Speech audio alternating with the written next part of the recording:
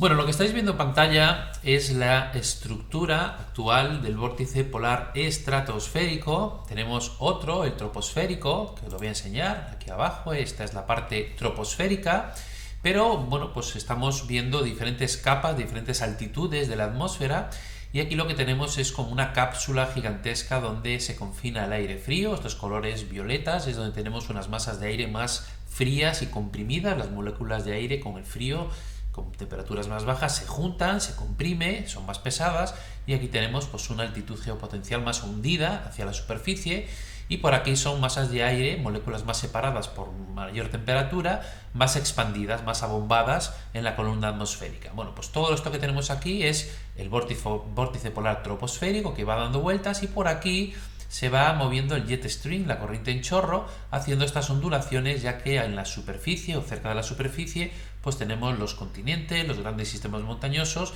y por lo tanto este gigantesco vórtice, el troposférico, que podemos ver aquí la limitación con el jet stream, que va haciendo, digamos, esta separación. Por aquí van las masas más frías y aquí separa de las más cálidas. Pues como digo, este gigantesco vórtice se va encontrando con obstáculos, grandes sistemas montañosos, los propios sistemas de altas y bajas presiones van dando vueltas, y bueno, va viendo, digamos, pues eso, unas ondulaciones, y estas masas de aire se pueden estirar hacia latitudes más bajas, pueden comprimirse más en latitudes altas. Y luego tenemos esta parte, la estratosférica, que tiene pues una mayor altitud, y no tiene esos obstáculos con la superficie, y por lo tanto va dando vueltas de una forma mucho más, como vemos, más simétrica, más compacta. Y aquí tenemos el ojo. Vamos a pensar en un huracán, pues el ojo del huracán. Esto es un gigantesco ciclón. Lo que pasa es que un huracán pues lógicamente tiene un diámetro mucho menor, y aquí estamos hablando pues de un gigantesco ciclón que va dando vueltas alrededor del Ártico, del polo, por el círculo polar ártico. Y ahora pues tenemos una situación en la que está ligeramente desplazado hacia Eurasia, este centro, pero vemos esa forma circular. Lo que comenzamos a analizar a finales del mes pasado fue cómo comenzaba a estirarse, a alargarse, y bueno, pues se veía, digamos, cierta alteración, aunque realmente todavía no se veía. Sí, tímidamente empezaba a haber una zona donde los vientos se invertían. Vemos este ciclón, como digo, con los vientos girando en sentido contrario a las agujas del reloj, igual que el centro de una borrasca, muy fuerte, muy rápido, como vemos por aquí, pero vemos esta zona como comienza a invertirse, comienza, digamos, a alterarse, y los vientos, en vez de girar en sentido contrario a las agujas del reloj, comienzan a girar en el sentido de las agujas del reloj. Y ahora quiero que veáis lo que va a suceder hacia mediados de mes, cómo va invirtiendo los vientos, empiezan a girar en sentido invertido, en el sentido de las agujas del reloj, y se va a ir pues alterando esa circulación. Y esto es lo que pues bueno, nos indica que el vórtice polar estratosférico se va a alterar mucho, y aquí vemos cómo pues después de mediados de mes, el día 17, pues tenemos un vórtice polar estratosférico que gira en sentido de las agujas del reloj, al revés. Esto no es natural, no es habitual, vamos a decirlo así, y por lo tanto pues esta alteración del responsable de comprimir, de confinar las masas de aire frío en latitudes altas, en latitudes árticas, pues cuando esto sucede, pues los patrones, digamos, atmosféricos, esta circulación, pues va, digamos, alterándose, y también pues tiene unas consecuencias posteriormente sobre la circulación en las capas más bajas, ya sobre la troposfera. Y lo que voy a hacer ahora es enseñaros lo que sucede según los cálculos de los modelos meteorológicos con esos vientos. Vale, aquí tenemos pues una evolución de los vientos zonales del oeste, que el modelo GFS nos dice que van a ir cayendo y van a ir descendiendo hacia unas, vamos a ponerlo por aquí que no se ve, espera un segundito, aquí, eso es, perfecto. Quiero que veáis cómo aquí está la intensidad, la fuerza de los vientos del oeste, y veis cómo van a ir cayendo rápidamente, se va a ir debilitando esa fuerza de los vientos del oeste, y va cayendo estas líneas que son los pronósticos de los últimos días. Línea roja del día 5, la 6 el día 6, el día 7 y hoy es día 8. Bueno, pues son los últimos pronósticos. El día 5 pues no tenía tan claro que el debilitamiento fuese del vórtice polar estratosférico, de esos vientos que giran en sentido contrario a las agujas del reloj,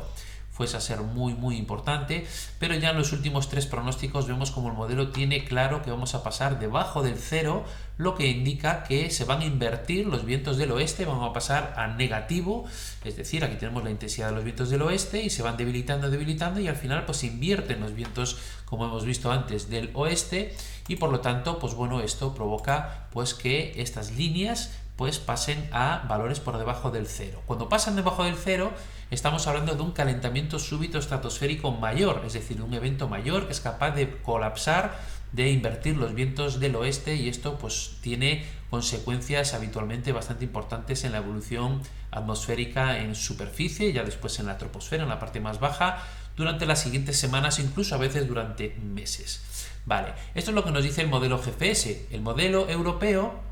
pues ha estado pues bueno, mostrando que sí, había un debilitamiento de los vientos del oeste, pero no terminaba de pasarlo a fase negativa, es decir, pasando por debajo de este cero, pero veis como ya los pronósticos del modelo europeo, este es el último que tenemos actualizado de ayer, del día 7, veremos hoy cómo actualiza, pero vemos como rápidamente cae en picado y pasa al cero, a valores en los que se invierten los vientos del oeste. Estas líneas rojas nos dicen por dónde se suelen mover pues de media, más o menos, pues los eventos. Aquí está la media, por donde se suelen mover los vientos del vórtice polar estratosférico, su fuerza, vemos como cae por debajo de la media, incluso cae pues por debajo, digamos, de los valores de la horquilla donde nos solemos mover en los inviernos, y pasa la media, esta línea azul,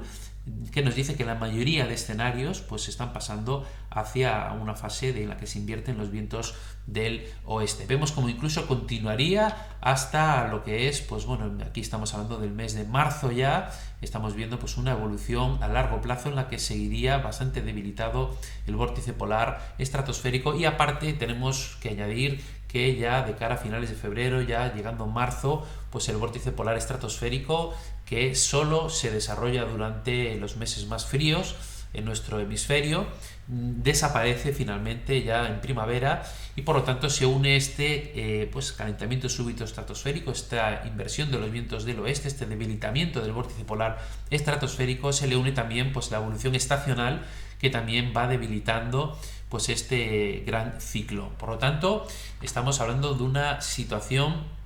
bastante interesante. Y ahora os voy a enseñar pues lo que es el calentamiento de la estratosfera. Vemos cómo se va calentando, vamos viendo cómo se elevan las temperaturas, incluso estamos yéndonos ya al día 20 de febrero y vemos como aquí incluso sería la parte más álgida de este evento, de este calentamiento súbito estratosférico, la parte en la que la estratosfera llegaría casi prácticamente a valores positivos, es decir, en la estratosfera temperaturas más elevadas que en muchas zonas de superficie del hemisferio norte, donde tenemos temperaturas pues muy por debajo de 0 grados. Por lo tanto, estamos viendo que los grandes modelos meteorológicos nos están mostrando, nos dibujan una alteración muy importante del vórtice polar estratosférico, un calentamiento súbito estratosférico mayor que se uniría, digamos que se repetiría después de que hayamos visto ya pues este invierno un evento mayor, algo que no se produce ni mucho menos todos los inviernos.